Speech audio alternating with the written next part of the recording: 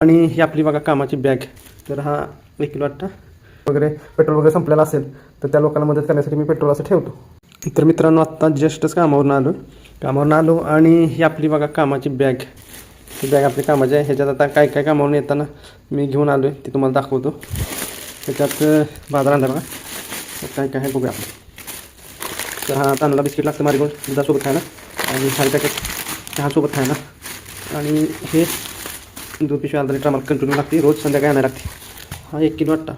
तर 1 किलो आट्टा का आणला त्याचं कारण तुम्हाला व्हिडिओच्या शेवटला सांगेन मी डिटेल्समध्ये.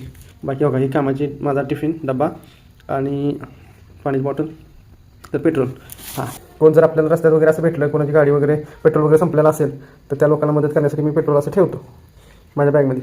मग काय असेल ते त्यांना आता कसं असतं, लोकांना लांब पेट्रोल पंप असला 1-2 किलोमीटर मग ढकलत जाण्यापेक्षा ते बरं पडतं. मी काय करतो, पेट्रोल देतो, त्याचे पैसे घेतो. आपले काही एवढंही नाही, त्यामुळं पैसे घेतो, पण तेवढं सहकार्य होतं ना आपल्याला. रस्त्यानं जाताना जर असं कोण दिसलं की बाबा पेट्रोल संपलं किंवा काय, तर आपल्याला होईल तेवढं आपण मदत करतो. आता तुमच्या झाल्यानंतर आपण काय करू शकत नाही, पेट्रोल वगैरे संपलं तर आपण हेल्प करतो.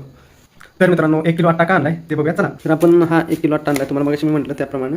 तर का आणलाय ते सांगतो तुम्हाला.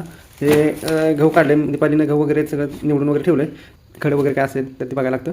तर खडे वगैरे काढून ठेवले बघा, स्वच्छ करून ठेवले, आणि गिरणीत पण गेली होती.